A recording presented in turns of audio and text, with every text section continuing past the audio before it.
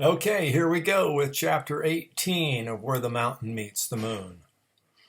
Min Lee followed the boy through the maze of streets and alleyways for what seemed like a long time. If it wasn't for the big buffalo that was always in view, Min Lee would have easily lost him many times. Not too far now, the boy said to her. Min Lee realized that the boy lived very far from the inner city. The road was no longer stone but dirt. Even from a distance, she could see that the inner city or the outer city wall was cracked and broken.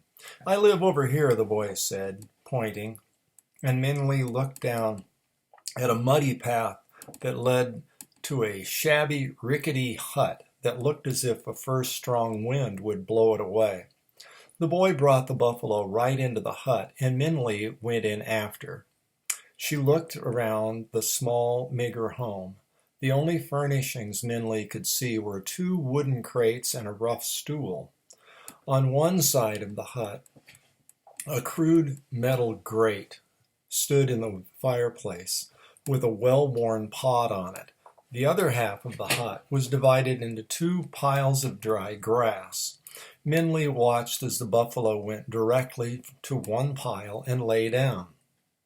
The boy gave it an affectionate slap on the side and dragged the wooden stool across the floor to her. "Here, have a seat," he said, as he sprawled onto the other pile of grass. "And tell me, why do you want to go to the palace so much?" "It's not the palace," Min Lee said as she sat on the stool. "I want to see the king." And she told the buffalo boy the whole story. She saw his face wrinkle in disbelief when she talked about the fish, and he shook his head when she told her about the dragon. But he didn't interrupt once. "I don't know how you are going to see the king," the boy said when she was finished. Even if you did see him, I doubt you would be able to ask for a borrowed line, especially when you don't even know what it is." "But I have to," Min Lee said. "There has to be a way." "Well, I always think better after I've eaten," the boy said, and he stood up and opened one of the crates. "Let's have dinner." Well, he fried the plain bamboo shoots in the pot over the fireplace. Min Lee looked around the bare room. "Do you live by yourself?" Min Lee asked. "Uh-huh," the boy nodded. "My parents died 4 years ago. Ever since then, it's been me and the buffalo." He spoke almost carelessly, without anger or self-pity. Suddenly, Min Lee thought about her own home. The wood floor, always swept by Ma, the extra blanket that Ba put over her when the cold wind blew, and she felt a strange tightness in her throat. The boy finished cooking and pushed the cooked bamboo, like thinly sliced pieces of yellow wood, onto a plate. He only had one plate, so he set it on the stool next to the 3 peaches that Min Lee had left, and both sat cross-legged on the ground. She took her chopsticks. He only had one pair of those as well, and each picked and ate with the stool as a table, and the single plate between them. "You don't have any aunts or uncles?" Min Lee asked. "Other family or friends?" "Well," the boy said, tossed a peach to the buffalo, and then hesitated. "I do have one friend," and Min Lee was surprised to see his face change unexpectedly. The sharpness of his expression softened like a flower blooming, his small smile gentle. "Who is it?" Min Lee asked. And this is the story of the buffalo boy's friend. Sometimes during the hot summer days, there is just not enough water for my buffalo. So I like to take him out of the city into the surrounding countryside to drink in the streams there. One day I brought him to the forest, and he kept pulling and pushing me away from the stream. No matter what I did, he refused to go in my direction. So finally, I just let him lead the way. And he brought me to a part of the forest I had never seen before, a part I don't think anyone in the city has ever seen before. The trees seemed to reach the clouds, the green grass felt like a silk blanket, and there was a lake of clear water, so pure and clean, it looked as if it were a piece of the sky. But the most beautiful things there were the 7 girls swimming in it. But when the girls saw me and the buffalo come through the trees, they screamed and they jumped out of the water, grabbed their robes, and ran away. They moved so quickly it seemed like they all just disappeared into the sky. All except for one, that is. One girl stayed in the water and stared at me with scared eyes. Her hair floated around her like a midnight halo, and her white face looked like a star in the sky. "Hello," I said. Your buffalo," she said, and her voice was like flutes notes in the air. "He's sitting on my clothes." "Oh," I said, and I quickly pushed him over. On the ground, crushed and a little muddy, was a small blue silk dress.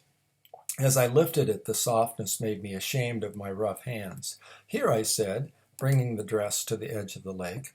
She looked at me, hesitating. "I won't look," I said, and I placed the dress on the ground and walked a bit away, with my back turned. I heard her slip out of the water and heard the rustle of the silk as she put on her clothes. "Thank you," she said. "You can turn around now." And when I turned around, a girl was smiling at me. She was my age, but she was prettier than any girl that I had ever seen before. Even paintings of princesses were ugly compared to her. "I didn't mean to scare you," I said. "My buffalo was just thirsty." "I guess so," she said, and she laughed like tinkling bells as we watched my big lumbering buffalo make his way to the water. "I can't believe my sisters just left me like that. I'm the youngest, too. They're supposed to be watching me. But I'm glad they didn't, because now I can talk to you.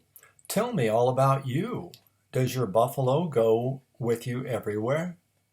And just like that, we became good friends. She wanted to know everything about me and wasn't snobbish or anything. In fact, a lot of the time she sighed and said that she wished that she had my freedom. "I have to go before they miss me," she sighed. "I wish I could stay here. Where I live, I'm not allowed to do anything. There's always someone watching, telling me what to do. And it's kind of lonely." "Well, visit me," I told her. "We can have lots of fun together." "I'll try," she promised. And she kept her promise. Like she said, it was hard for her to get away, but every night on the full moon, when she visits her grandfather, she stops here. Sometimes she can stay only for a little while. Sometimes she stays for hours. Whenever I see her, we laugh enough to last for a month. She's my best friend, and someday, when we're old enough, I'm going to talk her into staying here forever. That's the end of the Buffalo Boy's story. "And she's coming tonight," the Buffalo Boy said, and his smile was bright and broad. "Oh, can I meet her?" Minley said. It was funny how the Buffalo Boy's manner changed when he talked about her. His vaguely mocking attitude and tough expression washed away, and he lit up like a lantern. She was glad the boy had someone in his life other than the buffalo. The boy looked troubled. "She's really shy about other people," he said, "and I think she's afraid if anyone sees her, her family might find out that she stops here instead of going straight to her grandfather's. They're really strict with her." Yeah, "I won't bother her then," Minley said. "Do you want me to leave?" "No, you can just stay here with the buffalo," he said. She told me last time that this visit would have to be a fast one anyway, and she was behind on her work, so that they will expect her to be back quickly. "Work?" Minley asked. "What does she do?" "She weaves and spins thread," the boy said. That's what she brings to her grandfather when she visits, thread that she spins. Hey, I know. I'll ask her how you can see the king. She'll know." How will a weaving girl know about the king?" Minley asked. Does she live in the inner city? No, she lives far away, but she knows a lot of things. Min Lee shrugged. It didn't seem likely that her friend of the Buffalo Boy would know how she could see the king. But as she didn't have any ideas of her own, she would hope. Now on to chapter 19. Min Lee started awake as she heard the scraping of the door against the dirt. The moonlight streamed in from the window, lighting the bare hut. The boy had given her his pile of grass to sleep on and joined the buffalo. But the buffalo snored loudly. Min Lee could see the bowl-shaped hollow in the hay was empty. Oh, I wonder where he went, Min Lee said. And she found herself thinking again of Ma and Ba and Dragon and all those waiting for her. Suddenly, the room seemed to ache with loneliness. The boy must be meeting his friend, Min Lee realized, and unable to control her curiosity, she crept to the window to peek. Yes, the friend was there. Min Lee was startled when she saw her. Even with the Buffalo Boy blocking most of the view, Min Lee could see his friend was beautiful, even more beautiful than he had described her. She seemed to glow like a pearl in the moonlight, and her deep blue dress, her blue silk dress, seemed to be the same color as the sky. The bag that she held in her graceful hand seemed to be made out of the same silk, but the silver thread embroidered on it made it look as if it had been made from a piece of star-scattered sky. Everything about her seemed finer and more delicate than the average person. There was definitely something unusual about the Buffalo Boy's friend. Min Lee watched her laugh and then listened intently as the Buffalo Boy spoke. He gestured to the house, and Min Lee ducked down out of sight just in time as the friend glanced toward her. He must be asking her about how I can see the king, Min Lee thought.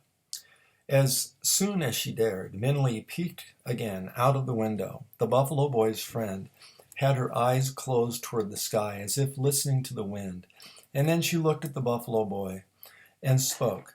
He nodded, and the girl smiled at what Min Lee imagined was the Buffalo Boy's enthusiastic thanks.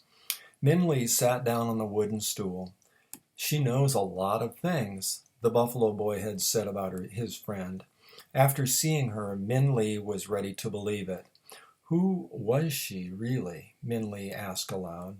And just then the Buffalo Boy came back inside. Oh, you're awake, he said when he saw Min Lee. As much as he tried, he couldn't hide the leftover smiles and laughter from his visit. His eyes sparkled, and he sprawled himself out on the bed of grass. I talked to my friend. She said that the king might be at the Market of Green Abundance tomorrow morning. But you are going to have to find him yourself. Really? Min Lee said. How does she know that? And the boy shrugged. You didn't ask? Min Lee asked. Don't you think it's mysterious that you only see her once in a while?